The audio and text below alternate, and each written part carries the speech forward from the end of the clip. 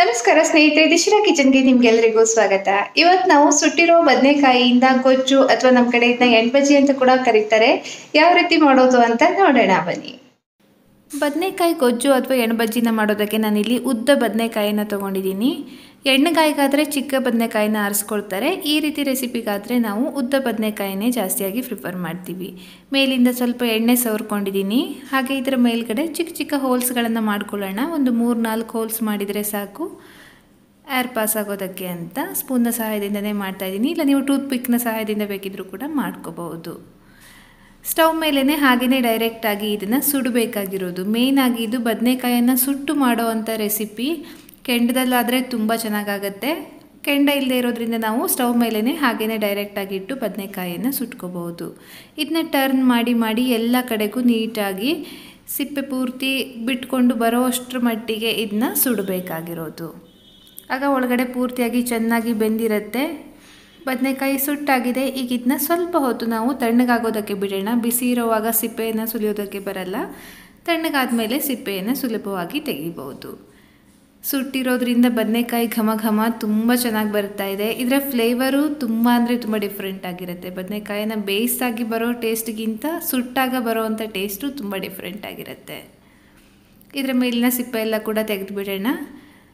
ಬದನೆಕಾಯಿನ ಈಗ ನಾವು ಚಿಕ್ಕದಾಗಿ ಹೆಚ್ಕೋಬೇಕಾಗಿರೋದು. ತುಂಬ ಸಾಫ್ಟಾಗಿ ಬೆಂದಿರೋದ್ರಿಂದ ಸೌಟಲ್ಲೇ ನಾವು ಇದನ್ನ ಕಟ್ ಮಾಡ್ಕೋಬೋದು. ಇಲ್ಲಾಂದರೆ ಕೈಯಲ್ಲೇ ಬೇಕಿದ್ರೂ ಕಿವುಚಿದ್ರೂ ಕೂಡ ನಡೆಯುತ್ತೆ.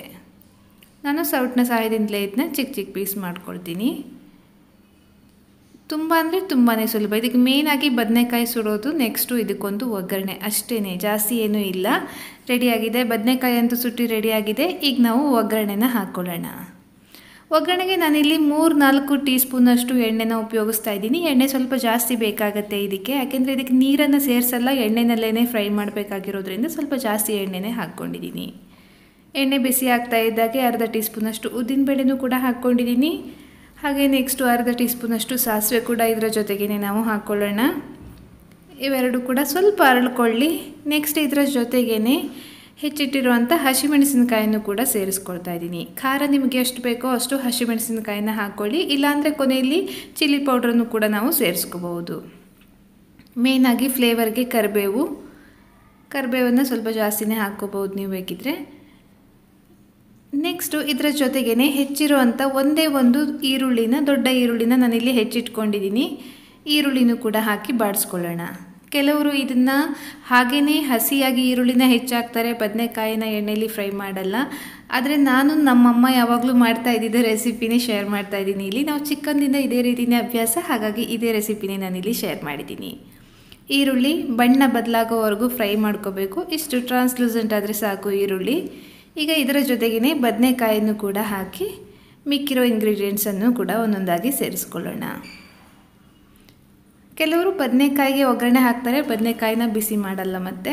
ಬಟ್ ನಾನು ಇದೇ ರೀತಿಯೇ ಮಾಡೋದು ಈ ರೆಸಿಪಿನ.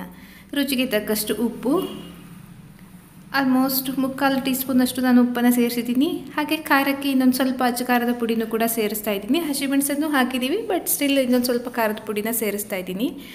1/4 ಟೀ ಸ್ಪೂನಷ್ಟು ಅರಿಶಿನ. ಬದನೆಕಾಯಿ ನಂಜಿನಂಶ ಇರೋದ್ರಿಂದ ಅರಿಶಿನ ಕೂಡ ಇದರ ಜೊತೆಗೆ ಸೇರಿಸ್ತಾರೆ. ಹಾಗೆ ಇದರ ಜೊತೆಗೆ ಹುಳಿಗೆ ಅಂತ ನಾನಿಲ್ಲಿ ವಾಟೆ ಹುಳಿ ಪೌಡ್ರನ್ನು ಸೇರಿಸ್ತಾ ಇದ್ದೀನಿ. ಇದರ ಬದಲಾಗಿ ನೀವು ಹುಣಸೆ ಹಣ್ಣಿನ ರಸ ಕೂಡ ಸೇರಿಸ್ಕೋಬಹುದು. ನಾನು ಪಲ್ಯಕ್ಕೆಲ್ಲ ಸಾಮಾನ್ಯವಾಗಿ ಈ ರೀತಿ ವಾಟೆ ಹುಳಿ ಪೌಡ್ರನ್ನೇ ಉಪಯೋಗಿಸ್ತೀನಿ. ಹಾಗೇನು ಇದಿಲ್ಲ ಅಂದರೆ ಹುಣಸೆ ಹಣ್ಣಿನ ರಸ ಹಾಕ್ಕೊಳ್ಳಿ. ಚಿಕ್ಕ ತುಂಡು ಬೆಲ್ಲ, ಬದನೆಕಾಯಿಯ ಒಗರಂಶ ಹೋಗೋದಕ್ಕೆ ಅಂತ ಚಿಕ್ಕ ತುಂಡು ಬೆಲ್ಲನೂ ಕೂಡ ಇದರ ಜೊತೆಗೇ ನಾನು ಸೇರಿಸ್ತಾ ಇದ್ದೀನಿ. ಹೀಗೆ ಇವೆಲ್ಲನೂ ಕೂಡ ನೀಟಾಗಿ ಮಿಕ್ಸ್ ಮಾಡಿಕೊಂಡು ಈ ಎಣ್ಣೆಲೇ ಇದನ್ನು ಬಾಡಿಸ್ಬೇಕಾಗಿರೋದು. ಜೊತೆಗೆ ನೀರನ್ನು ಸೇರಿಸಬಾರ್ದು. ಎಣ್ಣೆನಲ್ಲೇ ಬದನೆಕಾಯಿ ಕೂಡ ನೀಟಾಗಿ ಫ್ರೈ ಮಾಡ್ತಾ ಹೋಗಬೇಕು. ಅವೆಲ್ಲ ಉಪ್ಪು ಹುಳಿ ಖಾರ ಎಲ್ಲ ಕೂಡ ಸೇರ್ಕೊಳ್ಳೋವರೆಗೂ ಕೂಡ ಇದನ್ನ ಒಂದು 5-6 ನಿಮಿಷ ಎಣ್ಣೆಯಲ್ಲಿ ಬಾಡಿಸಿದರೆ ಸಾಕು. ಹಾಗೆಯೇ ಆಗಾಗ ಕೈ ಆಡಿಸ್ತಾ ಇದನ್ನ ಬಿಸಿ ಮಾಡಿ. ತುಂಬಾ ಸುಲಭವಾಗಿ ಆಗುವಂಥ ರೆಸಿಪಿ ಇದು. ತುಂಬ ಟೇಸ್ಟಿಯಾಗಿರುತ್ತೆ. ನಾನು ಹೇಳಿದಾಗೆ ಡಿಫ್ರೆಂಟ್ ಫ್ಲೇವರ್ ಜೊತೆಗೆ ಇರುವಂಥ ರೆಸಿಪಿ. ಇದನ್ನ ಚಪಾತಿ ಜೊತೆಗೆ ಹೊಚ್ಕೊಂಡು ತಿನ್ಬೋದು, ಇಲ್ಲ ಅನ್ನಕ್ಕೂ ಕೂಡ ಕಲಿಸ್ಕೊಂಡು ಮೇಲಿಂದ 1 ಸ್ಪೂನ್ ತೆಂಗಿನ ಎಣ್ಣೆ ಕೂಡ ಹಾಕ್ಕೊಂಡು ತಿನ್ಬೋದು. ಒಂದು 5-6 ನಿಮಿಷ ಇದನ್ನ ಬಾಡಿಸಿದ್ದೀನಿ. ನೆಕ್ಸ್ಟು ಕೊನೆಯಲ್ಲಿ ಇದರ ಜೊತೆಗೆ ತೆಂಗಿನಕಾಯಿ ತುರಿನ ಕೊನೆಯಲ್ಲಿ ಮೇಲಿಂದ ಉದುರಿಸಿದ್ರೆ ಸಾಕು. ಇದನ್ನ ಹಾಕಿದ ಮೇಲೆ ಮತ್ತೇನು ಫ್ರೈ ಮಾಡೋದು ಬೇಕಾಗಲ್ಲ. ಹಾಗೆಯೇ ಇದನ್ನ ಚೆನ್ನಾಗಿ ಒಮ್ಮೆ ಮಿಕ್ಸ್ ಮಾಡಿದರೆ ಸಾಕು. ಚೆನ್ನಾಗೊಮ್ಮೆ ಮಿಕ್ಸ್ ಮಾಡಿ. ತೆಂಗಿನಕಾಯಿ ತುರಿನೂ ಕೂಡ ಇದರ ಜೊತೆಗೆ ತುಂಬಾ ಟೇಸ್ಟಿಯಾಗಿ ಬರುತ್ತೆ ಈ ರೆಸಿಪಿ. ಸ್ಟವನ್ನು ಆಫ್ ಮಾಡಿ ಇದನ್ನ ಈಗಲೇ ಬಿಸಿ ಬಿಸಿಯಾಗಿರುವಾಗಲೇ ಅನ್ನದ ಜೊತೆಗೋ ಚಪಾತಿ ಜೊತೆಗೋ ಇದನ್ನ ಸರ್ವ್ ಮಾಡ್ಬೋದು. ಎರಡರ ಜೊತೆಗೂ ಕೂಡ ತುಂಬಾ ಚೆನ್ನಾಗಾಗತ್ತೆ. ಅನ್ನದ ಜೊತೆ ಆದರೆ ನಾನು ಹೇಳಿದಾಗೆ ಮೇಲಿಂದ ಇನ್ನೊಂದು ಸ್ಪೂನು ತೆಂಗಿನ ಎಣ್ಣೆ ಹಾಕ್ಕೊಂಡು ಕೂಡ ಊಟ ಮಾಡ್ಬೋದು. ಬದನೆಕಾಯಿ ಗೊಜ್ಜು ಅಥವಾ ಬದನೆಕಾಯಿ ಎಣಬಜ್ಜಿ ರೆಡಿ ಆಯಿತು.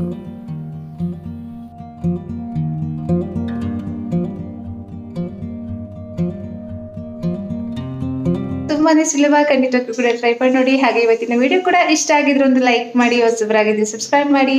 ಅನಿಸಿಕೆಗಳನ್ನ ಆಸ್ ಯೂಶುವಲ್ ಕಮೆಂಟ್ ಅಲ್ಲಿ ತಿಳಿಸಿ. ಸಿಗೋಣ ಮುಂದಿನ ವಿಡಿಯೋದಲ್ಲಿ. ಅಲ್ಲಿವರೆಗೆ ಧನ್ಯವಾದ.